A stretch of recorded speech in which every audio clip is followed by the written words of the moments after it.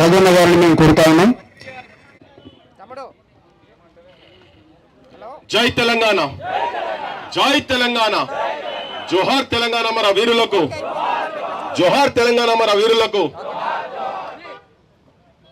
ఇప్పుడున్న ముఖ్యమంత్రి చాలా సార్లు పర్మిషన్ లేని మీటింగ్లలో కూడా మాట్లాడిండు. మన పర్మిషన్ తీసుకున్నాం, ఒక అర్ధగంట అటు ఇటు అవుతుంది, ఏం కాదు, అంతే కదా.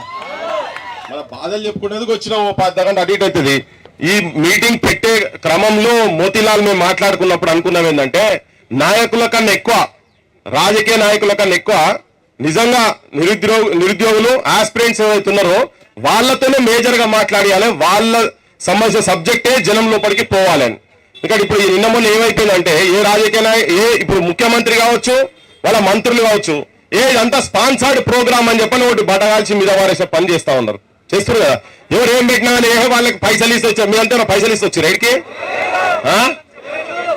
లేదు కదా, ఎవరు ఒకరు కూడా రాలే కదా. అవన్నీ వెనకెళ్ళి వేరేటోళ్ళు నడుపుతున్నారు అని చెప్పి ముఖ్యమంత్రి ఏం లేదు, ఉట్టిగానే రేపు పొద్దుగాల సాయంత్రం ఇచ్చి పడేస్తారు స్టేట్మెంట్. వాళ్ళంతా వేరేటోళ్ళు నడుపుతూ వచ్చిన వాళ్ళని చెప్పని చెప్తున్నారు కదా. ఎవరు ఒకరిద్దరు కలిపి కోట్ల లేసే నోటికాడు బుక్క తిన్నారు జనార్దన్ చెప్పిన దాన్ని రిపీట్ చేయదలుచుకోలే. కానీ ఏది కూడా మాట అంటే మాట కాదు, మాయల ఫకీరు మాట, ఆడి తప్పిన మాట, అటు కాదు ఇటు కాదు అని చెప్పిన ఆంధ్రుల గురించి. ఏంటి మాట అంటే మాట కాదు, మాయల ఫకీరు మాట, ఆడి తప్పిన మాట, అటు కాదు ఇటు కాదు. అటు ఆడి తప్పటం ఏమంటారు, ఏమంటారు ఏదో మరి నాకు తెలియదు, ఇక మీరే చెప్పాలి దాని సంగతి. కానీ ఇప్పుడు మనం ఇక్కడ కూర్చున్నది, నేను బాధతో అంటున్నా, నేను వ్యక్తిగతం కాదు కానీ నేను పబ్లిక్ ఫీల్డ్ ఉన్న వాటికే చెప్పాల్సిందే. అయ్యా నువ్వే నీ రాహుల్ గాంధీ వచ్చి ఇక్కడికి వచ్చి ఉస్మానియా బిస్కెట్ తిన్నాడు, నీలోఫర్ ఛాయ్ తాగిండు, పారడైజ్ బిర్యానీ తిన్నాడు, బోత్ అచ్చా అన్నాడు, బావర్చి కూడా తిన్నాడట, బావర్చి కూడా తిన్నాడు. మనకు కూడా అనిపించింది, మన దగ్గరికి ఇడికే వచ్చిండు కదా, మనకు అనిపించింది అబ్బా ఇవన్నీ తిన్నాడు కదా, మనకు కూడా తీయని మాటలు చెప్పుకుంటున్నాడు, మనకు నౌకర్లు వస్తాడ, మా ఊళ్ళు బస్సులు పట్టుకొని ఒకటి ఇడికెళ్ళి అలా జనార్దన్ వాయ్ విఠల్ వాయ్ అందరం పోయినా ఊర్లలో పోయి కడుపు పట్టుకుంటూ కడుపు పట్టుకున్నాం, కాలు పట్టుకుంటూ కాలు పట్టుకున్నాం, గదవ పట్టుకుంటూ గదవ పట్టుకున్నాం, అందరు పట్టుకొని ఎట్లా చేసి ఈ గత ముక్కుని మాత్రం దించాలి బాబుడు మన నాగం పట్టించింది, ఆడి తప్పిండు అటుగాడు ఇటుగాడు అని అనుకొని ఆయన ఇంటి దారి పట్టించిన, వీళ్ళు వచ్చినాక ఏమైనా చేస్తాడేమో అని.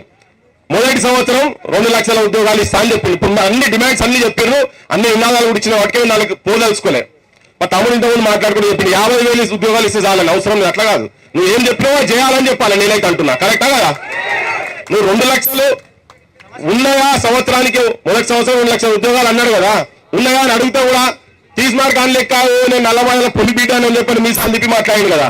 మరి ఏమైందా నీ సంగతి ముఖ్యమంత్రి, నీ 2 లక్షల ఉద్యోగాలు లేదని అడగాలి, మాకు 50 ఇస్తే చాలని కాదు, అది కొత్త దుఃఖం వద్దు మనకు. నువ్వు ఏం పెట్టినావో అది కావాలి, ఏం జాబ్ క్యాలెండర్ ఏం పెట్టినావో అది కావాలి. నిన్న మొన్న చెప్తున్నాడు ఉపన్యాసం మైక్ బట్టి దంచిండు, ఏంటి 1,60,000 ఉద్యోగాలు ఆల్రెడీ ఇచ్చేసినా అని చెప్పి చేసిండు ఆయన. ఇది నిజమా అబద్ధమా, నిజమా అబద్ధమా, అబద్ధం కదా. 2 లక్షల ఉద్యోగాలు ఇచ్చిండు కదా, ఇస్తా అని చెప్పిండు కదా, మరి ఆడి తప్పిన ఏమనాలి, అటు కాదు ఇటు కాదు. ఈయన ముచ్చట్లు ముఖ్యమంత్రి ముచ్చట్లు అట్లనే ఉండాలి. మరి జనార్దన్ మంచి ఆవేశంగా చెప్పాడు, నువ్వు తీసుకుంటావా ఊరిని నేను తీసుకుంటానే. ఆయన గట్టిగా వాడి పోలీసులు చుట్టుపక్కల లేకుండా తటబర పట్టుకొని స్టేట్ బయట యువతలు మహిళలు కూలి పని చేసుకుంటే వాళ్ళు బతికి పోతే ఈయన ప్రాణం బాధితో ఉరకాలి. ఇక ముఖ్యమంత్రి ఉంటాడా, ఇక ఉంటాడా పోలీసుల దగ్గర లేకపోతే. ఓ అన్న బస్సులు గీసులని చెప్పక ఇప్పుడే బస్సులు తలగబెట్టుడు ఇవన్నీ కాదు, మన పంట కాదు అది. ఇప్పటికే వాళ్ళు చూస్తున్నారు, ఈ పర్మిషన్ ఇచ్చినందుకు నానా అడిగోస రాత్రి దాదాపు 10:30-11 గంటల వరకు గోస ఉంచుకున్నారు. మనకు ఆ భాష అవసరం లేదు, మనం బస్సులు తలగబెట్టేది లేదు, ఎవరిని కొట్టేది లేదు. మనకున్నటువంటి అది మన ఆస్తి, మళ్ళా మనకున్నటువంటి ఆయుధము ఓటు ఆయుధం. ఆ ఓటు ఆయుధంని చైతన్యవంతులు చేసుకోవాలి, మన జనాలను మనం చేసుకోవాల్సిన అవసరం ఉన్నది. ఒకటి పక్కా చెప్పేది ఏంటంటే, అన్ని మనం వాళ్ళ చేతికిచ్చి లాస్ట్ కు మన చేతులలో ఉండాల్సినటువంటి ఆయుధాలు గ్రాడ్యుయేట్స్ కావచ్చు, టీచర్ ఎమ్మెల్సీలు కావచ్చు, 5,000 రూపాయలకు అమ్ముడు పోయినవా లేదా మొన్న పోయినరా, 5,000 రూపాయలకు. మరి పైసలు ఇచ్చిన వాడు పైసలు గలపెట్ట చదువుకుంటుంది కూర్చుంటారు, అలాగే నీ నా గురించి ధర్నా చౌక్ వచ్చి ధర్నాలో మాట్లాడాలనుకుంటారా, పైసల గురించే చూసుకుంటారు కదా. ఎవరేం చేసినా గదే పని చేస్తారు. గ్రాడ్యుయేట్స్ కూడా అమ్ముడు పోయి పైసలకు అమ్ముడు పోతారు కాబట్టినే మనకి వాళ్ళ దుస్థితి ఉందని చెప్పని నేను అనుకుంటున్నా. బిడ్డలు చెప్పిన దానికి ఒకటి క్లియర్ గా నేను కూడా ఏం చెప్తున్నా అంటే, మేము ఆల్రెడీ నినాదం స్టార్ట్ చేసినాం. ఎక్కడెక్కడనైతే గ్రామాలలో ఇప్పుడు గ్రామ పంచాయతీ ఎలక్షన్స్ వస్తున్నాయి, గ్రామ పంచాయతీ ఎలక్షన్స్ వల్ల సర్పంచ్లు కావాలి, సర్పంచ్ల బిల్లు కూడా ఇస్తలేరు వాళ్ళు. మీరు ఇవన్నీ ఎందుకు మీ ఉద్యోగాల గురించి చెప్తున్నారు కదా. ఈయన ముఖ్యమంత్రి కాకముందు చెప్పిండు అమరుల కుటుంబాలు, అమరులు చనిపోయిన ఎంతమంది, ఎంత, అంతే కదా. ఆయన కూడా గదే లెక్క చెప్పిండు. పోయిన అసెంబ్లీలో గదే చెప్పిండు. కేసీఆర్ అంటే ఆయన కూడా అసెంబ్లీలో సాక్షిగా చెప్పిండు. మస్తు మాటలు మాట్లాడారు. మనం కూడా మంచిగా వింటాం. 4-5 పేర్లు చెప్తాడు. ఢిల్లీలో వచ్చిపోయిన యాదవ్ గురించి చెప్తాడు, కానిస్టేబుల్ కిష్టయ్య గురించి చెప్తాడు, ట్రైన్ కట్టబోయిన సుమన్ గురించి చెప్తాడు. చెప్పగానే మనకు అనిపిస్తుంది అబ్బా నిజంగానే మన మనసులో మాట ఏం చెప్పిండు బాబు మన మానవాన్ని ఆయన నమ్మితే వచ్చినాక ఈయన నమ్మే లెక్కేంద్ర లెక్క తీర 1200 మంది ఎక్కడ పోయారు అంటే 100 రోజుల లోపట నేను వచ్చినాక 100 రోజుల లోపట అందరి తీస్తా, లెక్కలు తీసి ప్రతి ఒక్కరికి ఉద్యోగం ఇస్తా అన్నాడు. ఇంటికి ఉద్యోగం ఆయన చెప్పిండు. 2 లక్షల ఉద్యోగాలు ఈయన చెప్పిండు. ఆయన ఇయ్యలే, ఇగో ఈయన ఇయ్యలే, ఇద్దరు ఆడి తప్పిన వాళ్ళు ఏంటిది జర గట్టిగా పోయి వాళ్ళు ఆడి తప్పిన మాట 610 జీవో ఆగమాగం చేసిండ్రు. రాష్ట్రపతి ఉత్తర్వులు ఉత్తమాట చేసిండ్రు. అంతే కదా. గిరిగిలాని కమిషన్ ను గిర్ర తిప్పిండ్రు. ములికి నిబంధనలు మూలకేసి నూకిండ్రు. అల్క ఉండమని చెప్పి అన్నిట్లా ముంచిండ్రు. తెలంగాణ తల్లి బిడ్డలం తెగిస్తే ఊరుకుంటామా, జైగొట్టు తెలంగాణ, జెండెత్తు తెలంగాణ, ఇది పోరు తెలంగాణ, పోరాట తెలంగాణ అని నిలదీస్తే తప్ప ఈ అసెంబ్లీలో పార్లమెంట్ లో ఉన్నటువంటి సిగ్గుతోనే అవమానపడకుండా చెప్తున్నా. గాడిదలందామా వీళ్ళని ఏమందాం నాకు అర్థమైతలేదు. కానీ ఆడ తీసుకొని మనమే ఓట్లేసారి కూర్చోబెట్టినాం. కానీ తెలంగాణ వచ్చిన తర్వాత నేను అనుకున్న ఆత్మహత్యలు జరిగాయిగా, ఆత్మహత్యలు బంద్ అవుతాయి, పోలీసు లాఠీలు ఈ విద్యార్థి యువకుల మీద తలగాలని అనుకుంటే అశోక్ నగర్ సాక్షిగా పోలీసు లాఠీ దెబ్బలు పడుతున్నాయి. అశోక్ నగర్ సాక్షిగా ఆత్మహత్యలు కూడా జరుగుతున్నాయి. అక్కడ కూర్చున్నటువంటి నేను ఆ పేరు తీసుకోదలుచుకోలేదు. ఒకటే ఉదాహరణ నేను చెప్పినా మళ్ళా కూడా చెప్పదలుచుకునేదంటే ఒక నిరుద్యోగ చెల్లె ఆడ ధర్నాలో కూర్చున్న తెల్లందాక కూర్చున్నారు. తెల్లందాక మొత్తం జనార్దన్ ఉన్నాయా, తెల్లందాక కూర్చున్నాడు. నా ఫోటోలు కూడా అన్ని ఉన్నాయి, మీకు బహుశా చూసుంటారు. ఒక సంఘటన అంతనే చెప్పదలుచుకుని ఎంత దౌర్భాగ్యమైన పరిస్థితులు ఉన్నదో, దారుణమైన పరిస్థితులు ఉన్నామని ఆమె అక్కడ తెలంగాణ నినాదాలు చేసి కూర్చున్నారు. ఒక 4 ఆడవాళ్ళు పొద్దున్న వరకు ఉండే రాత్రి లాఠీ చార్జ్ చేస్తామంటే నాకున్న సోర్స్ తో చెప్పిన పోలీసులను మోహరిస్తున్నాను. ఒక్కరి మీద కనుక దెబ్బ పడితే బిడ్డ ఇక్కడి నుంచే మొదలవుతుంది, ప్రభుత్వం పతనం మొదలవుతుంది, జాగ్రత్త అని చెప్పని పేద జనాలను మొత్తం నింపి పెట్టారు. అశోక్ నగర్ లో మొత్తం తెలంగాణ ర్యాపిడ్ యాక్షన్ ఫోర్స్ చాలా తెలంగాణ కూర్చున్నా కూడా రోడ్డు మీద పక్క కూర్చున్నాం. ఎందుకంటే మా సెంటర్లు కనబడితే కూడా వెనకకెళ్ళి ఎవరు లేపుతున్నారు. ఎంత ఎవ్వరు పెట్టగానే మీరే మాట్లాడాలి, మీరే ఉండాలి, మీడియా కూడా అంతా వాళ్ళే మాట్లాడారు. అయితే దాంట్లో కూర్చున్నామే సివిల్స్ కు ప్రిపేర్ అవుతున్నది, కలెక్టర్ కావాలి, ఐఏఎస్ కావాలి అని చెప్పి అనుకున్నటువంటి చెల్లె ఈ ధర్నాలకు సంబంధించినటువంటి పైసలు ఒక 500, 600 డొనేట్ చేసింది. పోతుంటే ఆ విజువల్ మీడియాలో అక్కడిక్కడ వచ్చిందని చూసి ఎంక్వైరీలకు అని చెప్పి పోలీసు వాళ్ళు ఆ చెల్లె ఆఫీస్ కు పంపించిండు రేవంత్ రెడ్డి. నువ్వు ఎట్లా పోయినావు, ఎట్లా ఇచ్చినావు ధర్నాలో తెలంగాణకు ఎట్లా కూర్చున్నావు, మీరు అందరూ చూసుంటారు, ఆ విజువల్ చూసుంటారు. దండం పెట్టి ఏడుకుంటున్నది, దయచేసి మీరు పోండి, నన్ను ఎందుకు ఇట్లా చేస్తున్నారు, నా జాబ్ పోతుంది, నేను చదువుకోవాలి, ప్లీజ్ అని మెట్లకుంటా పోతుంటా కూడా ఆ చెల్లెని పట్టుకొని గుంజే ప్రయత్నం చేస్తుండే. విజువల్ మొత్తం తెలంగాణ మొత్తం పోయింది. కొంత వాళ్ళ ఇంట్లో చూడంగానే భయపడి ఇది ఎక్కడి కథ, ఇంట్లో కూడా బెదిరించిండ్రు. ఇది నేను పోలీసుల గురించి మాట్లాడుతున్న ప్రభుత్వ వైఖరి, ఇది రేవంత్ రెడ్డి వైఖరి. పోయి ఇంట్లోకి చెప్పగానే వాళ్ళ పేరెంట్స్ వచ్చి అమ్మాయిని తీసుకొని ఇంటికాడ కూర్చోబెట్టారు. 3-4 నెలలు తన ఇంట్లోకి వెళ్ళి బయటికి వెళ్ళలే. వీళ్ళంతా కోర్టుల చుట్టూ తిరుగుతూ ఉంటాయి. శృతి కావచ్చు, మన మహబూబ్ నగర్, సరే ఇంకో ప్రత్యూష వీళ్ళందరూ ఆడపిల్లలతో కొంతమందితోనే తన ఫోన్ చేసి చెప్పింది, మీరు మీ ఇంట్లో మీ పేరెంట్స్ అట్లీస్ట్ మిమ్మల్ని బయటికి తిరగడానికి అలౌ చేస్తున్నారు. ఎప్పుడైతే మా ఆఫీస్ దగ్గరకు వచ్చి పోలీసులు రాగానే వాళ్ళు నౌకరు తీసేసిండ్రు, నాకు జీతం లేదు, ఇంట్లో మీద డిపెండ్ కాకుండా నేను చదువుతాను, పేద కుటుంబం, చాలా చిన్న కుటుంబం. నేను చెప్పదలుచుకున్నది ఏంటంటే నాకేదో ఆస్పిరేషన్స్ ఉండే నన్ను ఇంట్లో కూర్చోబెట్టారు, పెళ్లి చేస్తా అంటారు. నాకు మానసికంగా నాకేం చేయాలి అర్థమైతలేదు అని చెప్పని చూసి ఒక 4-5 మంత్స్ అట్లనే గడిపి మానసికంగా డౌన్ అయ్యి ఆత్మహత్య చేసుకొని చచ్చిపోయింది. ఈ సావు కారణం ఎవరు? శవాలై ఊరేగుతున్నారమ్మా రైతన్నలు, నడి సేన్లలో సమాధులైనరమ్మా కూలన్నలు అనుకుంటూ చెప్పుడు తిరిగితే ఇలా శవాలై ఊరేగుతున్నారమ్మా విద్యార్థులు, నిరుద్యోగులు, నడి సేన్లలో సమాధులైనరమ్మా యువకులు అని చెప్పుకుంటే ఇవాళ తిరగాల్సిన పరిస్థితి ఏర్పడ్డది. ఇదంతా మనము అజాగ్రత్తగా ఉండి ఇవాళ ఈ మీటింగ్ ఇక్కడ పెడుతందుకు ఎన్ని అడ్డంకాలంటే నిజంగా మోతీకి ఆ టీం కు చెప్తున్నాను. చాలా హార్డ్ వర్క్ చేసి వ్యక్తుల మీద ఉట్టిగానే మన్ను పోసే పరిస్థితి తీసుకొచ్చి పెట్టిండ్రు పాలిటీషియన్స్, రాజకీయ నాయకులు. వీళ్ళు వాళ్ళని ఏం కాదు, అందరూ ప్రతి ఒక్క అసెంబ్లీలో కూర్చున్నటువంటి మెజారిటీ పొలిటీషియన్స్ మొత్తము బ్రోకర్లు, జోకర్లు, లోఫర్లు. ప్రతి దందాల వాటా ఉన్నది. ఇసుక దందాల వాటా. బెల్ట్ షాపులు బంద్ చేస్తున్నారు. బెల్ట్ షాపులు ఉన్నాయి. బడులు బంద్ చేసిన బడులు తెరుస్తామన్నారు. ఇప్పటివరకు తెలియదు. వీళ్ళు వచ్చినప్పుడు వేల కొద్ది బడులు బంద్ అయినాయి. మీ అందరికరికే నేను అబద్ధం చెప్తే చెప్పు. ఊర్లలో గాంజాయి తాండవం ఆడుతుందా లేదా? గాంజాయి తాండవం ఆడుతుందా లేదా ఊర్లలో? గాంజాయి కూడా కనీసం గాంజాయి బంద్ చేసేందుకు కూడా నీకు పైసలు కావాలి. నాకు అర్థమైతే లేదు ముఖ్యమంత్రి. నా దగ్గర ఏమి లేవు, నేను బట్టలేకి తిరుగుతున్నా, నన్ను కోసుకో. ఎవరు తింటాడా నాయన? నువ్వు మేకవా గుర్రా తింటందుకు? దీనికి ఎక్కడికి వస్తుంది? ఆ గొర్రెలు రావాలి నేను తింటందుకు. అంతే కదా, వాళ్ళకు పనికి వస్తలేదు. ఎందుకంటే పోయినాయనకు చిటాకు ఉండే, ఈయనకు దేడి చటాకు ఉంటుంది గోసి. అంతకన్నా గోసి ఈయన కూడా ఎక్కువ ఉండదు. మాటలు మాట్లాడే ముందు ముఖ్యమంత్రి ఒక బాధ్యతాయుతమైన పొజిషన్ లో ఉన్నావు నువ్వు కాబట్టి చాలా జాగ్రత్తగా మాట్లాడాలి.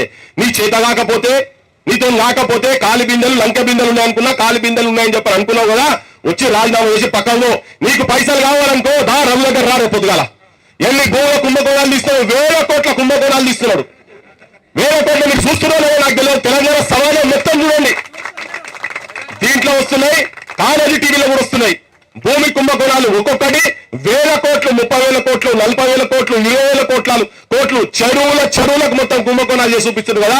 నీకు పైసలు ఎట్లా కావాలన్నా రా, రవి దగ్గరకు వచ్చి కూర్చోరు. మీ మంత్రి మండలి, మీ ఫైనాన్స్ మినిస్టర్, ఇంకెవరు వచ్చేది పోటుగాళ్ళు అందరూ చాలా కూర్చోరు. అన్ని ఉన్నాయి, మొత్తం లెక్కలతో సహా ఉన్నాయి. అని బొక్కల పడేస్తారా ఆయన అడుగుతున్నాడు. నువ్వు మిట్టల సంగతి ఏంది, నీ సంగతి ఏంది, జేఎస్ రంజన్ల సంగతి ఏంటి అని. అంతకుముందు ఆయన తిట్టిండు, మళ్ళీ ఆఫీసర్ దగ్గర పెట్టుకున్నాడు.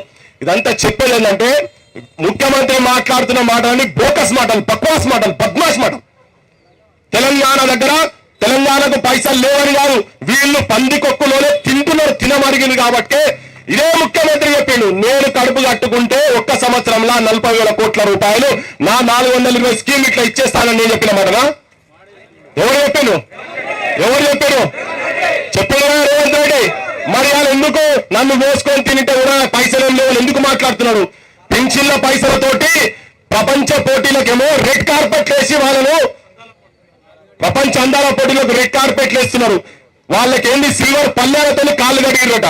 ఆడగడిగిరో మరి మన ఇల్లు మాకైతే తెలియదు. కానీ ఈ పైసలు ఇవన్నీ అవి ఎన్ని కోట్లు అయితే ఉందో మనకి ఎరకలే. ఈ ఆఖరికి ఆయన అయితే ఇజ్జత్ తీసిపోయింది. అసలు తెలంగాణ ఏం చేసారు? ఒక్కొక్క సూపులు ఎట్లున్నాయన్న సంగతి ఈ సూపులు కలిపే శుభవేళ ముచ్చట్లు కూడా చెప్పిపోయింది, ఆమె చెప్పుకుంటూ పోయింది. సరే ఆడలో పోనీ కానీ తెలంగాణలో ఆత్మహత్యలు బంద్ చేయాలంటే మాకేం తిక్కబొట్టి మాట్లాడతలేం కదా. మాకేం తిక్కబొట్టి ఎందుకు మాట్లాడాలి? తిక్కబొట్టి ఎందుకు మాట్లాడాలి? మేము ఫస్ట్ తెలంగాణ మొదలుపెట్టినప్పుడు, యూనివర్సిటీలో మొదలుపెట్టినప్పుడే చెప్పారు, వీళ్ళకి అంతేం పనిలేదు, పృథ్వీరాజ్ ఇతరాజులకు 369 చచ్చిపోయినాక మళ్ళీ తెలంగాణ ఎక్కడగా వీళ్ళకి బాగా సోకున్నది, పోలీసు వాళ్ళలో పోవాలి, జై అనాలి, అందులో పోయి సిల్లలో పోవాలి, వాళ్ళు పెట్టినంత టిఫిన్ చేసి మళ్ళీ బయటికి రావాలి, వీళ్ళకి సోక్ అయిందని చెప్పారు. మేము అనుకున్నాం అట్లా అనుకోండి రా భాయ్, పిచ్చోళ్ళ సంఘం అనుకోండి, తెలంగాణ పిచ్చోళ్ళ సంఘం అనుకోండి. ఆ తెలంగాణ పిచ్చోళ్ళతోనే తెలంగాణ వచ్చింది. మనందరం పిచ్చోళ్ళందరే చూస్తున్నాం. ఈ తెలంగాణ పిచ్చోళ్ళతోటే రేపు తెలంగాణ భవిష్యత్తు ఉంటుందని చెప్పదలుచుకున్నాను. మీకు నాయకులు చెప్పగానే ఊరుకుడు కాదు. మా హరికృష్ణ బాయ్ కూడా చెప్తున్నా, మొన్న ఓట్లు అగ్గిడి కాగానే టీఆర్ఎస్ అని తెలిసింది. నాకు విలువ ఎంతలో ఉందో కానీ నెలలో అదే ఉన్నది చెప్తున్నా బైసాబ్, ఉన్నది చెప్తున్నా. తెలిసింది అట్లా జర గురించి ఎవరి గురించి మాకేది లేదు. అందరు దొంగలు నాకు తెలంగాణ రాజకీయ వ్యవస్థ లెక్క. ఇప్పుడు కవిత గురించి చెప్పి మా వీటలు వచ్చి రేపు పొద్దుగా బరాబర్ ఇస్తాం ఇక్కడికి వచ్చి కూర్చోండి. కానీ నేనేమంటున్నా, అది కూడా ఆయన చెప్పిన కేసీఆర్ చెప్పినట్టుగానే లంకలో పుట్టినటువంటి అన్ని ఏంటి రాక్షసులే. అది కూడా కేసీఆర్ కవిత అంటాను కూడా రాక్షసే. ఆమెను నమ్మాల్సిన అవసరం లేదు. నిజంగా నాయకులు కావాలంటే ఇక్కడ కూర్చున్నారు కదా, ఇదో వీళ్ళని తయారు చేద్దాం. ఈ కవితలను, సరితలను, అనితలను మర్చిపోదాం జర దయచేసి. వాళ్ళకి ఎవరికి హక్కు ఉండదు, వాళ్ళు చాలా బచ్చగాళ్ళు. తెలంగాణ ఇలా కవిత ఎందుకు వచ్చి మాట్లాడుతున్నది? ఇంట్లో పోరున్నది కాబట్టి బయటకు వచ్చి మాట్లాడుతున్నారు. రేపు వచ్చేస్తుంది. మీరు అనగానే విటల్ పిలిచిండు, ఇక్కడ రఘు కూడా ఇంటర్వ్యూలో చెప్పిండు, నువ్వు వచ్చిన ధర్నాకు రానగానే రేపు ఆమె ముందుకు వచ్చి ఇక్కడ కూర్చొని చేస్తుంది. మళ్ళా కుప్పకాడికి వచ్చి తనకపోయే ప్రయత్నం చేస్తుంది. ఇది దయచేసి రానియొద్దు. తెలంగాణ రాజకీయ నాయకత్వాన్ని జాగ్రత్తగా మన మూడో కన్నుతో చూడాల్సిన అవసరం ఉన్నది. లేకపోతే తెలంగాణకు భవిష్యత్తు లేదు. ఎంత దుర్మార్గులు! నిరుద్యోగులకు వృత్తిగా లైబ్రరీలు పెట్టి మేమే భూములు పెట్టి మేమే చదివిస్తామంటే కూడా నమ్మినాం, అన్ని నమ్మినాం కదా. కానీ ఇక నమ్మేది లేదు, ఏ పాలిటిషియన్ నమ్మేది లేదు. ఉద్యమాలే శరణ్యం, మనకు బరాబర్ ఉద్యమాలే శరణ్యం. మనమంతా మీరంతా కలిసి కట్టుకుంటే నాన్ వైలెంట్ మూవ్మెంట్ తోటి కూడా చెప్తున్నాం. మళ్ళా నాన్ వైలెంట్ మూవ్మెంట్ తోటి వైలెన్స్ కనుక పోతే ఇక దాన్ని ముంగడ పడనియరు. మనందరి మీద ఇప్పటికే ఏం చేయకుండానే పోలీసుల హరాస్మెంట్ తోని ఆత్మహత్యలు జరిగాయి. 4 ఆత్మహత్యలు చేసుకున్నారు నిరుద్యోగులు. నిన్న మొన్న ఈ గ్రూప్స్ వీళ్ళు ప్రభుత్వాలు చేసినటువంటి లంగా పనులకు దొంగ మాటలకు నలుగురు ఆత్మహత్యలు చేసుకున్నారు. మీ అందరికీ చెప్తున్నా ఏంటంటే, నేను ప్రతిసారి చెప్తుంటా, Telangana need soldiers not martyrs అని. Telangana need soldiers not martyrs. తెలంగాణకు అమరులు కాదు, సైనికులు కావాలి, నిజమైన సైనికులు కావాలి. రాజకీయ వ్యవస్థను, ఇప్పుడున్నటువంటి రాజకీయ వ్యవస్థను సంపూర్ణంగా మార్చకపోతే వీళ్ళు ఇవే కథలు పెడతారు. 4-5 ఉద్యోగాలు ఎంత బరి తెక్కించి అబద్ధాలు మాట్లాడుతున్నారో. ఊర్లలో వాళ్ళకి సంబంధించిన రాజకీయ పార్టీలో కనుక అంబేద్కర్ విగ్రహం కాడికో, పూలే విగ్రహం కాడికో, గాంధీ విగ్రహం కాడికో, చౌక్ల కాడికి వస్తే ఊర్లలో 15-20 మంది పిల్లలు వాళ్ళను ప్రశ్నించే స్థాయికి కనుక మన చైతన్యం తీసుకోపోతే మన కాళ్ళ కాడికి వచ్చి మన నౌకర్లు ఇచ్చిపోతారు వాళ్ళు. ఈ పైరవతం కాదు. మీరు చూడండి, అందరికీ తెలుసు. ఒక ఆఖరి ముచ్చట చెప్పి నేను ముగిస్తా. గ్రూప్ 1 లో ఎన్ని ఘోరాలు జరిగినా మీ అందరికి ఎరికే కదా. నాకు సర్వీస్ వచ్చిన చెప్తున్నారు, నాకు ఎట్లా వచ్చింది నాకు అర్థమైతే లేదన్నా. నేను అబద్ధం చెప్తలేదు, అబద్ధం చెప్పాల్సిన అవసరం ఎవరికి లేదు. ఇక్కడ 800-900 మందికి ఒక్కొక్కరికి కింద ముందోనికి మార్కులు, 1 మార్కు 2 మార్కుల తేడాలు వచ్చే చరిత్ర ఎక్కడ ఉన్నదా? అది రేవంత్ రెడ్డికే పాసిబుల్ అయింది. అది ఒకటే కొన్ని సెంటర్లు అసలు లేదు. అది పెద్ద చటపడతాం, అందరు చూసారు కదా మీరంతా. ఇంత ఘోరమైన పరీక్ష. నేను ఒక్క ఉదాహరణ కదా ఒకటే చెప్పిన. వీళ్ళు మేనేజ్ చేసిరా, మేనేజ్ చేయలేదా, వీళ్ళు అసమర్థంగా పనిచేసిరా తెలియదు, కానీ ఇది ఘోరమాలు కాదా? అసలైన నౌకరు రావచ్చు. పుస్తకాలు రాసిన వాళ్ళు, తెలంగాణ ఉద్యమంలో తిరిగిన వాళ్ళు, 5-6 పుస్తకాలు రాసిన వాళ్ళు కూడా మేమంతా కూర్చున్నప్పుడు విఠల్ మా దగ్గరకు వచ్చి కూర్చొని చెప్తున్నారు, అన్న నాకు రాకపోయా, కానీ నా దగ్గర 1.5 నెలల కోర్సు చేసినాడు, కాన్వెంట్ స్కూల్లో చదివినాడు, వచ్చి నా దగ్గర కోచింగ్ తీసుకున్నాడు, వానికి నాకన్నా డబుల్ మార్కులు వచ్చినాయి అన్న అన్నాడు. ఇది అన్యాయమా కదా? అసమర్థులు వాళ్ళ లెక్క వీళ్ళనే అసమర్థులను తీసుకొని అక్కడ కూర్చోబెడుతున్నారు. దాని మీద ముఖ్యమంత్రి ఏదో వాళ్ళ నోటికి ఏదో అది మాట్లాడుతున్నారు. ధన్యులని అలా సోషల్ మీడియా అనేది ఒకటి ఉన్నది కాబట్టి మనం మాట్లాడేది కనీసం ప్రజలలో పోతున్నది. మెయిన్ స్ట్రీమ్ ఛానల్ ఏవి చూపిస్తారు? మోతీ కావచ్చు, ఇంకెవరైనా కావచ్చు, రగసంటోళ్ళని జర వాళ్ళ నా జాగాలు ఉండాలి. 10-15 ఏళ్ళు వాళ్ళ జర్నలిజంలో ఉండాలి. రాజకీయాల గుంజకండి ప్లీజ్. చెప్పగానే రగన్న ఏమైనా నువ్వు ఇంకెన్ని రోజులు ఇక రావాలి, నువ్వు పట్టాలి, జెండా పట్టాలిగా, అవసరం లేదు. జర్నలిజంలోనే ఉన్నది. తన చేయాల్సిన పాత్ర చాలా ఉన్నది. ఇంకా ఈ సమాజాన్ని మార్చేటువంటి పాత్ర రఘుతో పాటు ఇంకొంతమంది జర్నలిస్టుల మీద ఉన్నది. ఆర్ కృష్ణ ఛాయ్ డబ్బులట ఇచ్చిన వాళ్ళు రూపాయి ఇచ్చిందట, 10 రూపాయలు ఇచ్చిన చాలా మంది ఇచ్చిన వాళ్ళు ఉన్నారులే. సరే, రాజకీయాలు చేస్తున్న గురించి పక్కకు పెడితే ఎలా బతుకుదరు గురించి కూర్చున్నాం ఇక్కడ. మన అన్నదమ్ములు వలసెళ్ళిపోతుంటే, మన అక్క చెల్లెళ్ళు బీడీలు చేస్తుంటే, మన తల్లిదండ్రులు తిప్పల పడుకుంటా అప్పులైనా సరే చదువుకోమంటుంటే, దేనికి?